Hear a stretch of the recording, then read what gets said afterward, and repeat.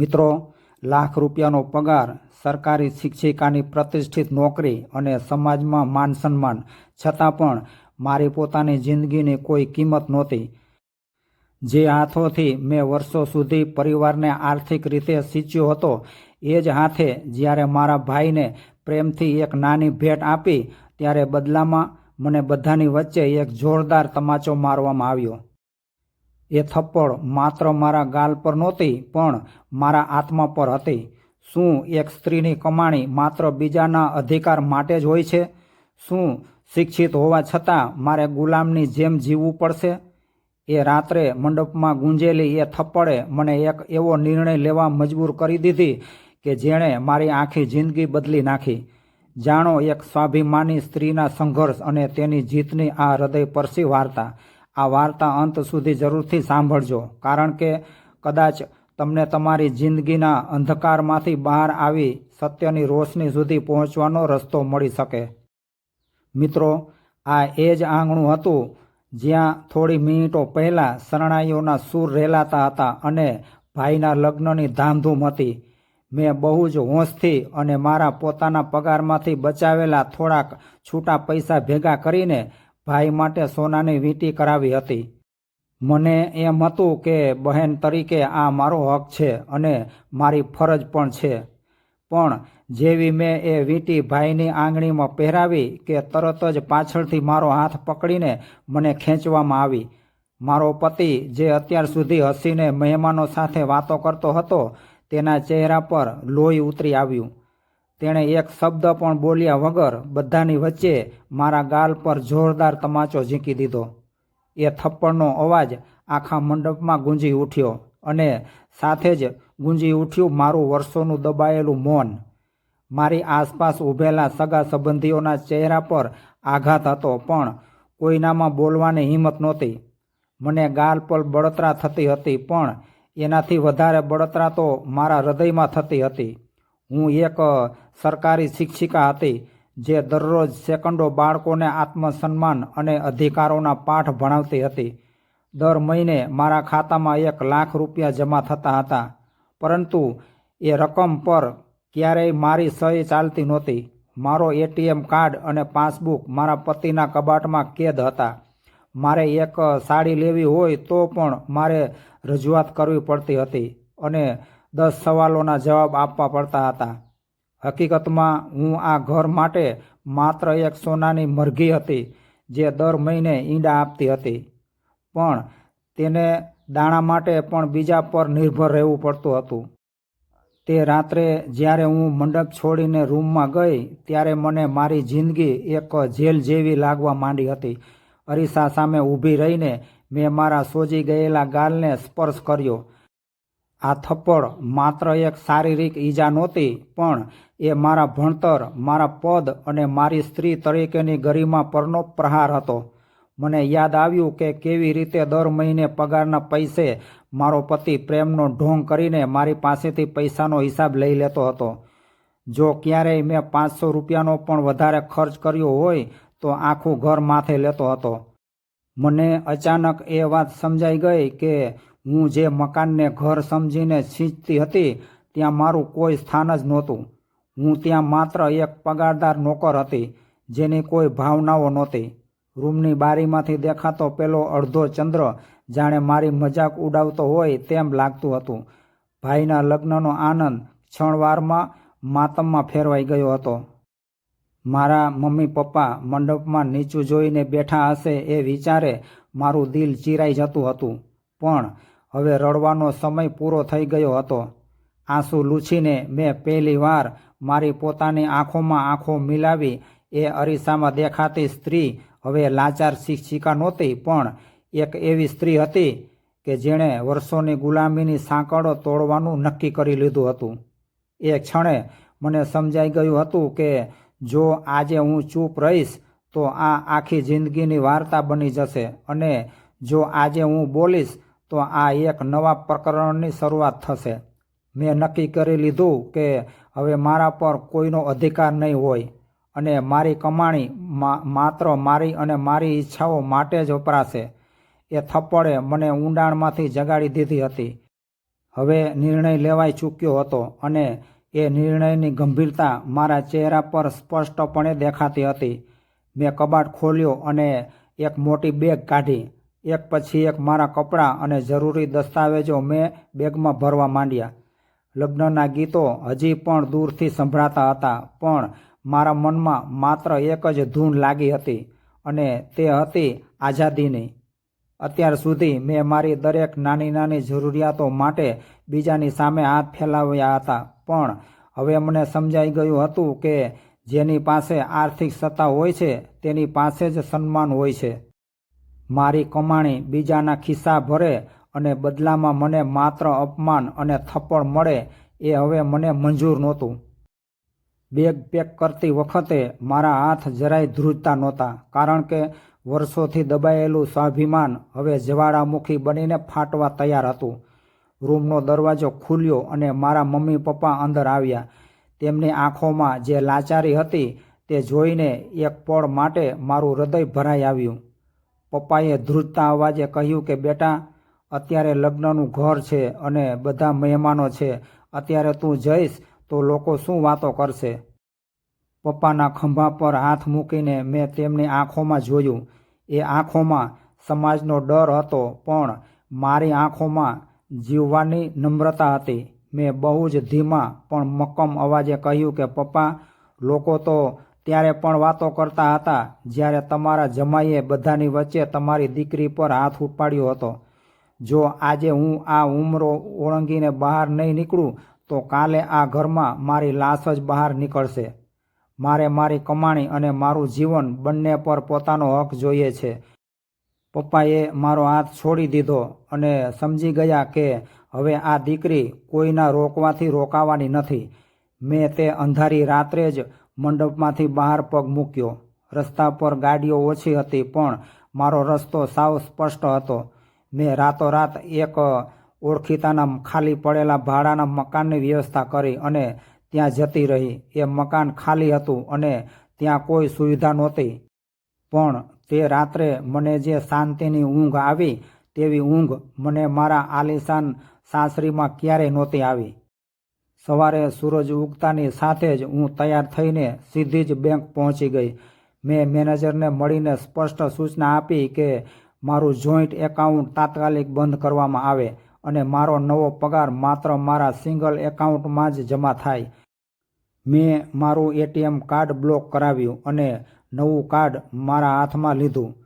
એ પ્લાસ્ટિકનો ટુકડો પકડતી વખતે મને એવું લાગતું હતું કે જાણે મેં દુનિયાની સૌથી મોટી સત્તા મેળવી લીધી હોય. બેંકમાંથી નીકળતા જ મારા ફોન પર મેસેજ અને કોલ્સનો મારો શરૂ થયો. મારા પતિના અને સાસરી પક્ષના લોકોના સતત ફોન આવતા રહ્યા. પહેલાં તેમણે મનાવવાની કોશિશ કરી અને પછી ધમકાવવાનું શરૂ કર્યું. તેમણે કહ્યું કે તું એક સ્ત્રી થઈને એકલી રહીશ તો સમાજ તારા પર થૂંકશે અને તારા પરિવારની આબરૂ જશે. પણ મને હવે કોઈ જ ડર નહોતો. મેં ફોન પર જ તેમને કહી દીધું કે આબરૂ તો તે દિવસે જ જતી રહી હતી જે દિવસે તમે મારી મહેનતની કમાણી છીનવી લીધી હતી અને મને બધાની સામે મારી હતી. હવે જે આબરૂ વધશે તે મારી પોતાની હશે.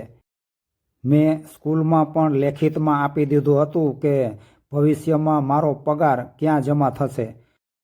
જે સ્ત્રી અત્યાર સુધી માત્ર ચોક અને ડસ્ટરથી બાળકોનું ભવિષ્ય લખતી હતી, તેણે આજે પોતાની જિંદગીનું નવું પ્રકરણ લખવાની શરૂઆત કરી દીધી હતી.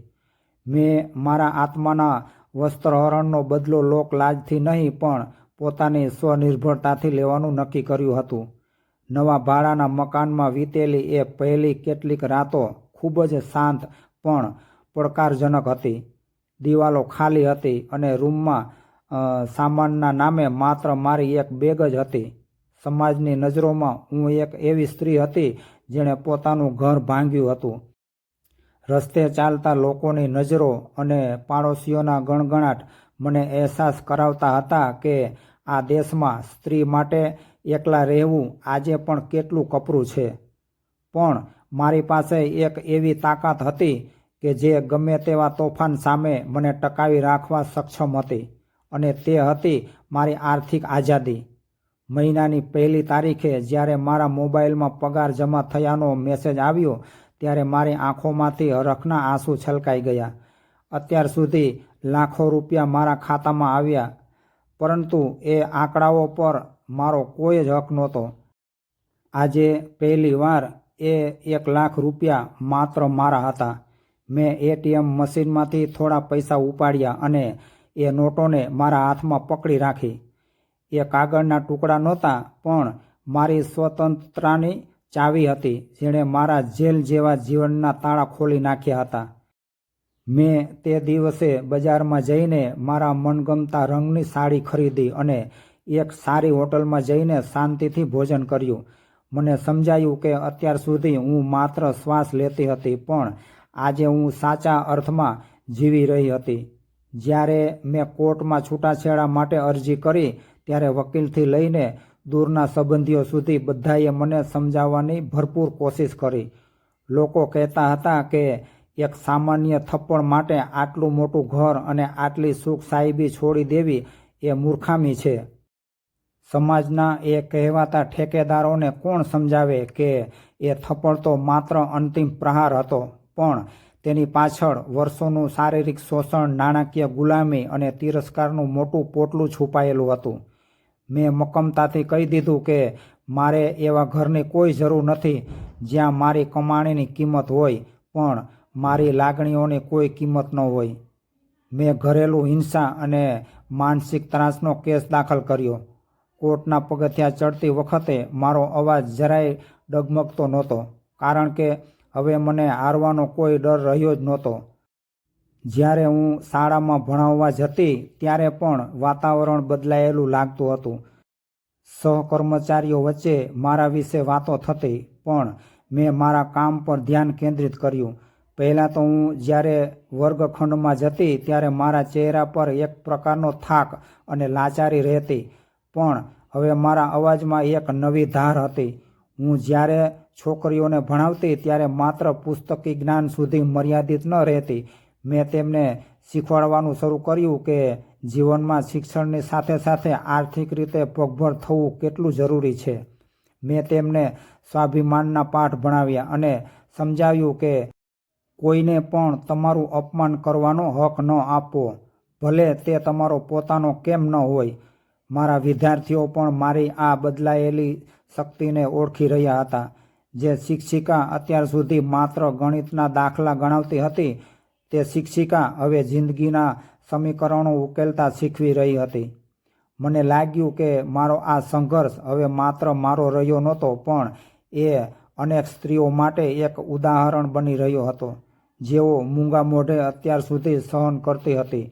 મારી અંદર રહેલી પેલી ભયભીત સ્ત્રી હવે કાયમને માટે વિદાય લઈ ચૂકી હતી અને તેની જગ્યાએ એક આત્મનિર્ભર અને મજબૂર વ્યક્તિત્વનો જન્મ થઈ ચૂક્યો હતો. દિવસો મહિનાઓમાં અને મહિનાઓ વર્ષોમાં બદલાઈ ગયા.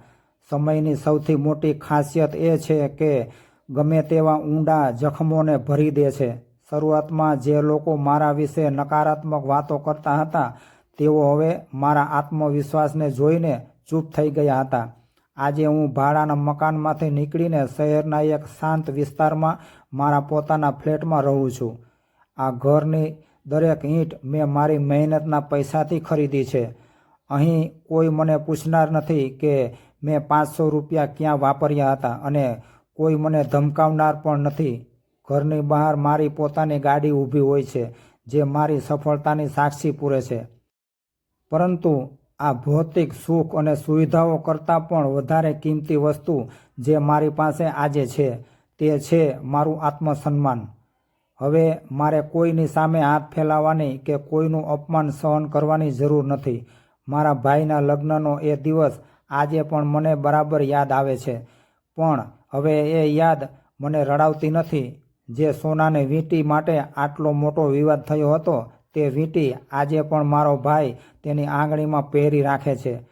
તે જ્યારે પણ મને મળવા આવે છે ત્યારે પ્રેમથી મારો હાથ પકડીને કહે છે કે દીદી, તે દિવસે મંડપમાં તારા ગાલ પર જે થપ્પડ પડી હતી, તે હકીકતમાં તારા પૂર્વગ્રહો અને તારી ગુલામી પર પડેલી થપ્પડ હતી. જો તે દિવસે તે એ અન્યાય સહન કરી લીધો હોત તો આજે પણ તું કોઈ ખૂણામાં બેસીને રડતી હોત.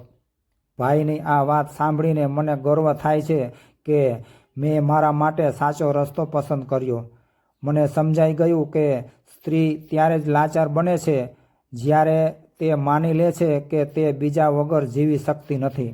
જે ક્ષણે તે પોતાની આર્થિક શક્તિ અને માનસિક દ્રઢતાને ઓળખી લે છે તે ક્ષણે એ આખા વિશ્વને બદલવાની શક્તિ ધરાવે છે. શાળામાં મારી ગણના હવે માત્ર એક અનુભવી શિક્ષિકા તરીકે જ નહીં પણ એક મજબૂત વ્યક્તિત્વ તરીકે થાય છે. જે હાથમાં ક્યારેય એક રૂપિયો પણ નહોતો રહેતો તે હાથે આજે અનેક લોકોની મદદ કરી છે. મારી વેદના હવે મારી શક્તિ બની ગઈ છે. મેં મારી કમાણીમાંથી એક નાનું ફંડ પણ શરૂ કર્યું છે જે આર્થિક રીતે નબળી અને ઘરેલું હિંસાનો ભોગ બનેલી સ્ત્રીઓને કાયદાકીય મદદ પૂરી પાડે છે. મેં અનુભવ્યું છે કે સમાજમાં માન મેળવવા માટે પહેલાં આપણે આપણું પોતાનું માન કરવું પડે છે. જો આપણે જ આપણી કિંમત નહીં સમજીએ તો દુનિયા ક્યારેય આપણને આદર નહીં આપે. એ એક થપ્પડ જેણે મને અંદરથી તોડી નાખી હતી એણે જ હકીકતમાં મને નવેસરથી ઘડી હતી. આજે જ્યારે હું સાંજે મારા ઘરની બાલ્કનીમાં બેસીને આકાશમાં જોઉં છું ત્યારે મને તે રાતનો અંધકાર યાદ નથી આવતો પણ મને એ નિર્ણય યાદ આવે છે કે જેણે મારું આખું નસીબ બદલી નાખ્યું હતું. હું હવે માત્ર પાઠ્યપુસ્તકો ભણાવતી શિક્ષિકા રહી નથી પણ હું મારા જીવનની વાર્તાની લેખક બની ગઈ છું. મારા જીવનના નિર્ણયો મારી સહી અને મારી મરજીથી લેવાય છે. મેં સાબિત કરી દીધું છે કે હાર સ્વીકારીને ગુંગળાઈને જીવવા કરતાં પોતાના હક માટે લડીને જીવવું એ જ સાચું જીવન છે. દરેક સ્ત્રીની અંદર એક દુર્ગા છુપાયેલી હોય છે. બસ જરૂર હોય છે તેને જગાડવાની અને મેં તેને જગાડી દીધી છે. મારું આ નવું જીવન મારી પોતાની મહેનત અને મારા સ્વાભિમાનનું ફળ છે. મિત્રો, જો તમને આ હૃદયસ્પર્શી અને પ્રેરણાદાયી વાર્તા ગમી હોય તો વિડીયોને લાઈક જરૂર કરજો. આવી જ સત્ય ઘટનાઓ અને જીવનલક્ષી વાર્તાઓ સાંભળવા માટે અમારી ચેનલને સબસ્ક્રાઈબ કરો અને બેલ આઇકન દબાવવાનું ભૂલતા નહીં જેથી કરીને દરેક નવા વિડીયોની માહિતી તમને સમયસર મળતી રહે. તમારા મિત્રો અને પરિવાર સાથે આ વિડીયો શેર કરો જેથી કરીને કોઈને પોતાના હક માટે લડવાની પ્રેરણા મળી શકે. તમારી રાય કોમેન્ટમાં ચોક્કસ જણાવજો. અમારી સાથે જોડાયેલા રહેવા બદલ તમારો ખૂબ ખૂબ આભાર. જય શ્રી કૃષ્ણ.